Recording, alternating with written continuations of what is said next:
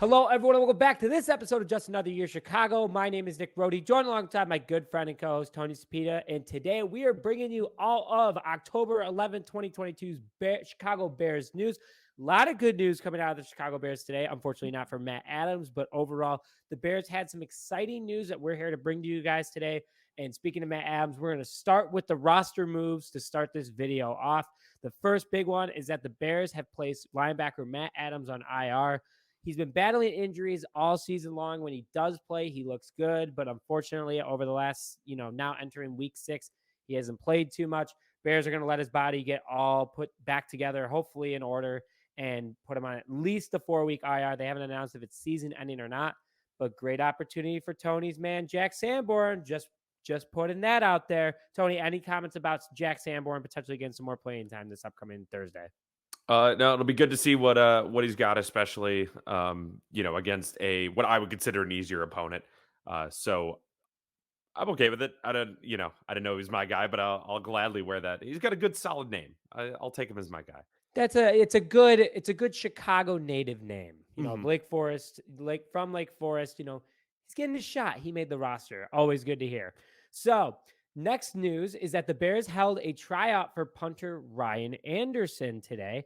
I don't know why. What they wrote about him is that he's left-footed and he's got good returner work, especially for a lefty. So I don't know too much about him because Trenton Gill's been doing a pretty good job, in my opinion. But maybe another practice squad spot for Matt since Matt Adams was moved to the IR. Tony, you got any comments on? I mean, I was not expecting a punter to get tried out today, but hey, it works.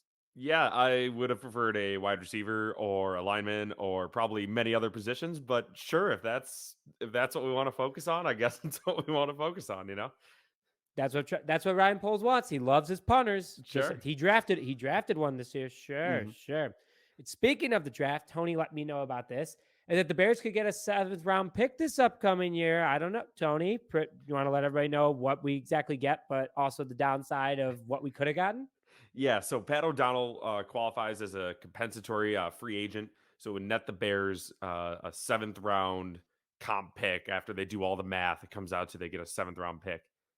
However, so there's kind of good news if you just read that part. Bad news is if they had not signed Nick's boy Byron Pringle, who we love, of course, he's a Bear. Nick wrote that part. I'll see if I love him still. That pick would have gone all the way from Mr. Irrelevant, so basically, late 7th round pick, if not last, to a 3rd round pick because of Allen Robinson. So we'll see if Byron Pringle can make up for 4 rounds of draft picks. But yeah, that one kind of hurt to read that second half of it, I will say. I mean, it's still we still get a pick because if you think about it, we Mhm. got rid of a 7th round this past year from N'Keal Harry. So technically, Ryan Poles is getting back in position to have all his Mhm. draft picks back if the math works out. But stay tuned for that. We'll obviously have more updates coming forward on that. Let's go into players' comments and coaches' comments. So starting off today is that Roquan Smith says he needs to play better. There is no doubt about that, Tony. He even called out a big play against the Vikings that he had to make up for. Yeah, he said it was unacceptable that he missed tackles, specifically the one you're referring to against the Minnesota Vikings.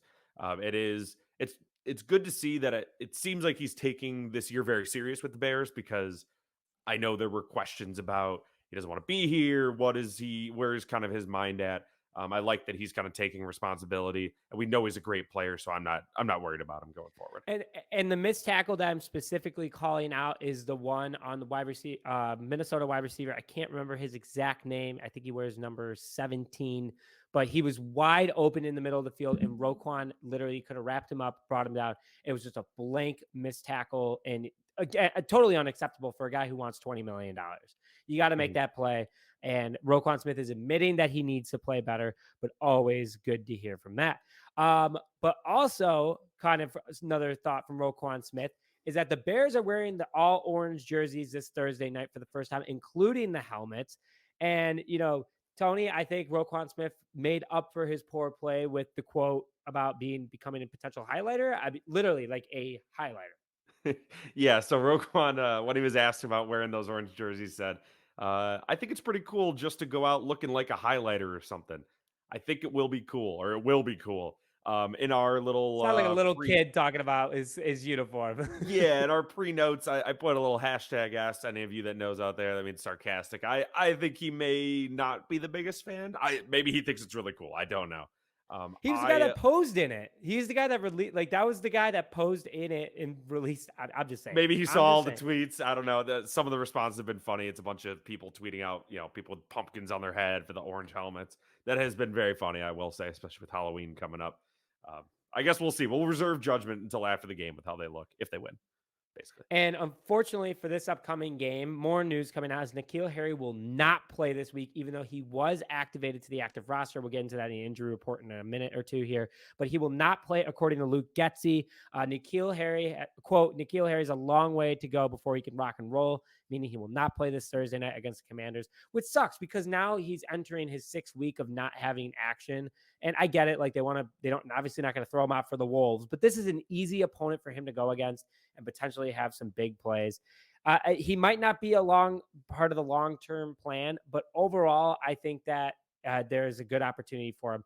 Disappointing that he will not be able to play this week. Tony, you have a comment real quick? He may. So we obviously have the long break after this game because then we play the Patriots on Monday night. Revenge game. N'Keal Revenge Harry. game. Who knows? Maybe that's what Oh, they're trying to keep. Maybe he's just awesome and they don't want to show him off yet.